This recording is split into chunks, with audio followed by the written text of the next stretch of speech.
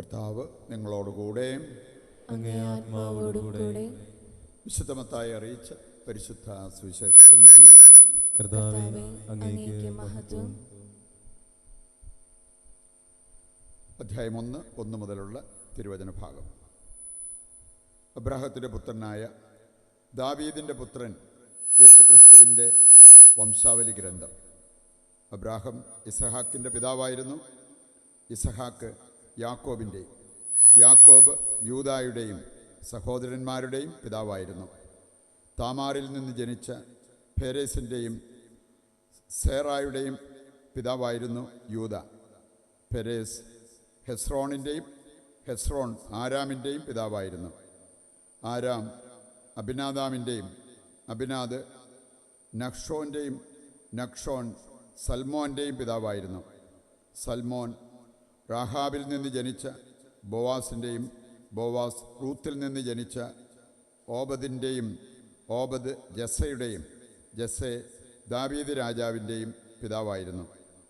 ദാവീദ് ഉറിയായുടെ ഭാര്യയിൽ നിന്ന് ജനിച്ച സോളമൻ്റെ പിതാവായിരുന്നു. സോളമൻ റഹോബോവാമിൻ്റെയും, റഹോബോവാം അബിയായുടെയും, അബിയ ആസായുടെയും പിതാവായിരുന്നു. ആസ യോസഫാത്തിൻ്റെയും, യോസഫാത്ത് യോറാമിൻ്റെയും, യോറാം ഓസിയായുടെയും, ഓസിയ യോഥാമിൻ്റെയും, യോഥാം ആഹാസിൻ്റെയും, ആഹാസ് ഹെസക്കിയായുടെയും, ഹെസക്കിയ മനാസയുടെയും, മനാസെ ആമോസിൻ്റെയും, ആമോസ് ജോസിയായുടെയും പിതാവായിരുന്നു. ബാബിലോൺ പ്രവാസകാലത്ത് ജനിച്ച യാക്കോണിയായുടെയും സഹോദരന്മാരുടെയും പിതാവായിരുന്നു ജോസിയ. യേശുക്രിസ്തുവിൻ്റെ ജനനം ഇപ്രകാരമായിരുന്നു. അവൻ്റെ മാതാവായ മറിയവും ജോസഫും തമ്മിലുള്ള വിവാഹ നിശ്ചയം കഴിഞ്ഞിരിക്കെ അവർ സഹവസിക്കുന്നതിന് മുമ്പ് അവൾ പരിശുദ്ധാത്മാവിനാൽ ഗർഭിണിയായി കാണപ്പെട്ടു. അവളുടെ ഭർത്താവായ ജോസഫ് നീതിമാനാകിയാലും അവളെ അപമാനിതയാക്കാൻ ഇഷ്ടപ്പെടായികയാലും അവളെ രഹസ്യത്തിൽ ഉപേക്ഷിക്കാൻ തീരുമാനിച്ചു. അവർ ഇതേക്കുറിച്ച് ആലോചിച്ചുകൊണ്ടിരിക്കെ കർത്താവിൻ്റെ ദൂതൻ സ്വപ്നത്തിൽ പ്രത്യക്ഷപ്പെട്ട് അവനോട് പറഞ്ഞു, ദാവീദിൻ്റെ പുത്രനായ ജോസഫ്, മറിയത്തെ ഭാര്യയായി സ്വീകരിക്കാൻ ശങ്കിക്കേണ്ട. അവൾ ഗർഭം ധരിച്ചിരിക്കുന്നത് പരിശുദ്ധാത്മാവിൽ നിന്നാണ്. അവളൊരു പുത്രനെ പ്രസവിക്കും. നീ അവന് യേശു എന്ന് പേരിടണം. എന്തെന്നാൽ അവൻ തൻ്റെ ജനത്തെ അവരുടെ പാപങ്ങളിൽ നിന്ന് മോചിപ്പിക്കും.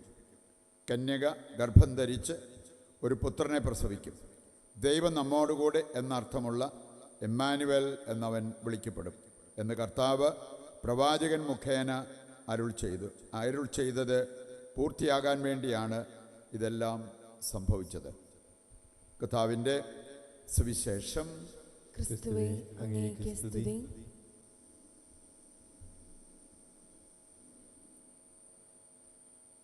ഈശോയിൽ പ്രിയപ്പെട്ടവരെ, പരിശുദ്ധ കന്യാമറിയത്തിൻ്റെ ജനന തിരുനാൾ നമ്മൾ ആഘോഷിക്കുമ്പോൾ പരിശുദ്ധ കന്യകാമറിയം നമുക്ക് തരുന്ന സന്ദേശം, ഈ അമ്മയെ സ്നേഹിക്കുന്ന ദൈവമക്കൾ ചെയ്യേണ്ടതായിട്ടുള്ള കാര്യങ്ങൾ ഇതൊക്കെയാണ് നമ്മുടെ മനസ്സിലൂടെ നമ്മൾ കടത്തിക്കൊണ്ട് പോകേണ്ടത്. ഇന്നലെ നമ്മൾ 2 വിശുദ്ധരായിട്ട് പ്രഖ്യാപിക്കപ്പെട്ട 2 വ്യക്തികളെക്കുറിച്ച് നമ്മൾ ചിന്തിക്കുകയുണ്ടായി. ഫ്രസെറ്റി, അതുപോലെ തന്നെ അക്വിറ്റസ്. 2 പേരുടെയും അഴുകാത്ത ശരീരം. 2 പേർക്കും ഉണ്ടായിരുന്ന 2 പ്രധാനപ്പെട്ട കാര്യങ്ങൾ: വിശുദ്ധ കുർബാനയെ പ്രണയിച്ചിരുന്നവരും പരിശുദ്ധ കന്യകാമറിയത്തെ അങ്ങേയറ്റം ആദരിച്ചവരും. പരിശുദ്ധ അമ്മ ശരീരരക്തങ്ങളോടുകൂടി സ്വർഗത്തിലേക്ക് സംഭവിക്കപ്പെട്ടെങ്കിൽ ഈ അമ്മയെ ആദരിച്ചവർക്ക് കിട്ടിയ ആ വലിയ ഭാഗ്യം അത് നമുക്ക് കാണാൻ സാധിക്കും. അവരുടെ ശരീരം അഴുകാതിരുന്നു. ഒരു കാര്യം പറഞ്ഞിരിക്കുന്നത്, ഏത് വിശുദ്ധരെക്കുറിച്ച് ചിന്തിച്ചാലും ഒരു കാര്യം നമുക്ക് ഇങ്ങനെ പറയാൻ പറ്റും: വിശുദ്ധരെന്ന് പറഞ്ഞാൽ സ്വർഗം ഭൂമിക്കെഴുതിയ പ്രേമലേഖനം. അതാണ് വിശുദ്ധര്. അവരെങ്ങനെ ജീവിച്ചു എന്ന് സ്വർഗം സാക്ഷ്യപ്പെടുത്തുകയാണ്. അങ്ങനെ ജീവിച്ചതിന് അവർക്കുള്ള പ്രതിഫലം എന്താണെന്ന് സ്വർഗം സാക്ഷ്യപ്പെടുത്തുകയാണ്. അതാണ് വിശുദ്ധരുടെ ജീവിതത്തിൽ നാം കണ്ടെത്തുന്ന ഒരു കാര്യം. പരിശുദ്ധ കന്യാമറിയത്തെക്കുറിച്ച് ചിന്തിക്കുമ്പോൾ നമുക്കറിയാം, ഡിസംബർ 8-ാം തീയതി നമ്മൾ അമലോത്ഭവം ആഘോഷിക്കാറുണ്ട്. അതിന് ശേഷം നമുക്ക് 9 മാസത്തെ കാലം അത് പരിശുദ്ധ കന്യാമറിയം പരിശുദ്ധ കന്യാമറിയത്തിൻ്റെ ജനനം അത് നമുക്ക് കാണാൻ പറ്റും. അമലോത്ഭവം, ജനനം, ഉത്ഭവഭാവമില്ലാതെ ജനിച്ച പരിശുദ്ധ കന്യാമറിയം. അതുകൊണ്ട് തന്നെ ഈ അമ്മയെ സ്നേഹിച്ച് ആദരിച്ച് അനുകരിച്ചാൽ നമുക്കുണ്ടാകാവുന്നത് നമ്മുടെ ആത്മരക്ഷ. അതിന് പോലും ഉപകരിക്കുന്നതാണ് എന്ന് നമ്മൾ ചിന്തിക്കണം. മറ്റും നമ്മൾ കണ്ടു, ഇന്നത്തെ വായനകൾ കൃത്യമായിട്ട് നമ്മളെ പഠിപ്പിക്കുന്ന ഒരു കാര്യമാണ് യേശുവിനെ ഉദരത്തിൽ സംവഹിച്ച് ജന്മം കൊടുത്ത വ്യക്തി. അപ്പം അതുകൊണ്ട് തന്നെ നമുക്ക് കാണാൻ സാധിക്കും, ആരോഗ്യമാതയായിട്ട് പരിശുദ്ധ കന്യാമറിയത്തെ നമുക്ക് കാണാൻ പറ്റും. നമ്മുടെ ആത്മരക്ഷയ്ക്ക് മാത്രമല്ല, നമ്മുടെ ശരീരത്തിന് സൗഖ്യം കിട്ടാനും ഭൗതിക നേട്ടം കിട്ടാനും പരിശുദ്ധ അമ്മ സഹായമാകും എന്നുള്ള ആ ഒരു യാഥാർത്ഥ്യം നമ്മൾ തിരിച്ചറിയണം. നമ്മൾ സാധാരണ പറയാറുള്ള ഒരു കാര്യമാണ്, ജെറൂസലേം ദേവാലയം നമ്മൾ ഹോളി ലാൻഡ് വിസിറ്റിനൊക്കെ പോകുമ്പോഴത്തേക്കും അത് സന്ദർശിക്കാറുണ്ട്. ജെറൂസലേം ദേവാലയം, അതുമായി ബന്ധപ്പെട്ട് ഒരുപാട് കാര്യങ്ങൾ ബൈബിളിൽ നമ്മൾ വായിക്കുന്നതാണ്. സ്വർണം കൊണ്ട് നിർമ്മിച്ച, സ്വർണം പൂശിയ ദേവാലയം. നമ്മൾ പരിശുദ്ധ കന്യാമറിയത്തെക്കുറിച്ച് പറയുമ്പോൾ പറയാറുള്ളൊരു കാര്യമാണ് സ്വർണാലയം, ഒരാലയം. പരിശുദ്ധ അമ്മയുടെ ജീവിതത്തിലേക്ക് നോക്കിയാൽ നമുക്ക് കാണാൻ സാധിക്കും, ആലയം വിശുദ്ധമാണ്. പരിശുദ്ധ കന്യാമറിയത്തെക്കുറിച്ച് ചിന്തിക്കുമ്പോഴും വിശുദ്ധിക്ക് വലിയ പ്രാധാന്യം കൽപ്പിച്ച ഒരു വ്യക്തിയാണ് പരിശുദ്ധ കന്യാമറിയം. ലുത്തീനിയയിൽ അതുകൊണ്ടാണ് നമ്മൾ സ്വർണാലയമേ എന്ന് പറയാറുള്ളത്. ഇനി ഇതിൻ്റെ എല്ലാം വെളിച്ചത്തിൽ പരിശുദ്ധ അമ്മയുടെ ജീവിതത്തിലേക്ക് നോക്കി നമുക്ക് പഠിക്കാൻ പറ്റുന്ന ചില അതിവിശിഷ്ടമായ കാര്യങ്ങളുണ്ട്. അതൊക്കെ നമ്മുടെ ജീവിതത്തിൽ സ്ഥാനം പിടിച്ചാൽ പരിശുദ്ധ അമ്മ ആദരിക്കപ്പെട്ടതുപോലെ നമ്മളും ആദരിക്കപ്പെടും. സ്വർഗത്തിൽ പോയതുപോലെ നമുക്കും സ്വർഗത്തിൽ പോകാൻ പറ്റും. അതിൻ്റെ ഒരു തെളിവായിട്ട് പരിശുദ്ധ കന്യകാമറിയത്തെ നമുക്ക് എടുക്കാൻ പറ്റും. ലൂക്കായുടെ സുവിശേഷം 1-ാം അധ്യായത്തിൻ്റെ 27 മുതൽ വായിച്ച് മുമ്പോട്ട് പോകുമ്പോൾ കുറേയേറെ കാര്യങ്ങൾ അവിടെ നമുക്ക് കാണാൻ പറ്റും. ഒന്നാമത്തെ കാര്യം, ഒരു കന്യകയുടെ അടുത്തേക്ക് ഗബ്രിയേൽ ദൂതൻ ദൈവത്താൽ അയക്കപ്പെട്ടു. ഗബ്രിയേൽ ദൂതൻ വന്നപ്പോൾ പരിശുദ്ധ കന്യാമറിയത്തിൻ്റെ അവസ്ഥ എന്തായിരുന്നു? വിശുദ്ധിയുടെ നിറകുടം, കന്യാത്വമൊന്നും നഷ്ടപ്പെട്ടിട്ടില്ല. എത്ര പേര് കല്യാണപ്രായമായി കഴിയുമ്പം കന്യകയായിട്ട് വിവാഹ ജീവിതത്തിലേക്ക് പ്രവേശിക്കാറുണ്ട്. ഇന്ന് അങ്ങനെയുള്ള കാര്യങ്ങൾക്കൊക്കെ പുല്ലുവില കൽപ്പിച്ചുകൊണ്ട് നമുക്ക് ഈ ഭൂമിയിൽ അടിച്ചു പൊളിച്ച് ജീവിക്കണം, എനിക്ക് ഇഷ്ടമുള്ളതൊക്കെ എനിക്ക് ചെയ്യണം, അങ്ങനെ പറഞ്ഞ് പലതിൻ്റെയും പുറകെ പോയി ഈ ജീവിത വിശുദ്ധി, കന്യാത്വം ഇതെല്ലാം നഷ്ടപ്പെടുത്തുന്നതിന് ഒരു മനസാക്ഷിക്കുത്തും ഇല്ലാത്തവരെ നമ്മൾ കണ്ടെത്തിയെന്ന് വരും. പരിശുദ്ധ അമ്മ അങ്ങനെയല്ല ചിന്തിച്ചത് എന്ന് നമുക്ക് മനസ്സിലാക്കാൻ പറ്റും. ഗബ്രിയേൽ ദൂതൻ വന്നപ്പോഴും അവളെ ഇൻടാക്റ്റ്, അതായത് വിശുദ്ധി നഷ്ടപ്പെടാതെ വിശുദ്ധിക്ക് മൂല്യം കൽപ്പിച്ച് ജീവിച്ച ഒരു വ്യക്തിയായിരുന്നു എന്ന് നമുക്ക് മനസ്സിലാക്കാൻ പറ്റും. രണ്ടാമതൊരു കാര്യം നമ്മൾ കാണുന്നുണ്ട്, ദൈവകൃപയ്ക്ക് വലിയ മൂല്യം കൽപ്പിച്ച ഒരു വ്യക്തിയാണ് പരിശുദ്ധ കന്യാമറിയം. തൊട്ടടുത്ത വചനം 28-ാമത്തെ വചനം എടുക്കുമ്പോൾ അത് നമുക്ക് കാണാൻ പറ്റും. ഗബ്രിയേൽ ദൂതൻ വന്ന് കൈകൂപ്പി മറിയത്തിന് മുമ്പിൽ നിൽക്കുക. ആരെങ്കിലൊക്കെ നമ്മളെ ഒന്ന് ബഹുമാനിക്കാൻ, സ്നേഹിക്കാൻ, നമുക്ക് വിലയുണ്ടെന്നൊക്കെ പറയാനായിട്ട് കൊതിക്കുക. ഇവിടെ നമ്മൾ കാണുകയാണ്, ദൈവദൂതൻ വന്ന് കൈകൂപ്പി നിൽക്കുക. പരിശുദ്ധ കന്യാമറിയത്തിൻ്റെ സൗന്ദര്യം വർണ്ണിച്ചുകൊണ്ടാണോ? ഒന്നുമല്ല. കൃപ നിറഞ്ഞ മറിയമേ സ്വസ്തി. ഗബ്രിയേൽ ദൂതൻ കയ്യും കൂപ്പി മറിയത്തെ ആദരിക്കുന്നത് കാണാൻ സാധിക്കും. എന്തിൻ്റെ പേരിലാണ്? കൃപയുടെ നിറവ്. പരിശുദ്ധ അമ്മ സ്വന്തം കഴിവോ സൗന്ദര്യമോ സാമ്പത്തിക ശേഷിയോ അതേക്കുറിച്ചൊന്നും പറയുന്നില്ല. പരിശുദ്ധ കന്യാമറിയം എപ്പോഴും ദൈവത്തെ ആദരിച്ച് ജീവിച്ച ഒരു വ്യക്തിയാണ്, ദൈവകൃപയിൽ ശരണപ്പെട്ട് ജീവിച്ച ഒരു വ്യക്തിയാണ് എന്ന് നമുക്ക് മനസ്സിലാക്കാൻ പറ്റും. മൂന്നാമതൊരു കാര്യം മുമ്പോട്ട് വായിച്ചു കഴിഞ്ഞാൽ നമുക്ക് കാണാൻ സാധിക്കും, സാമാന്യബോധത്തിന് അതിന് വില കൽപ്പിച്ച ഒരു വ്യക്തിയാണ് പരിശുദ്ധ കന്യാമറിയം.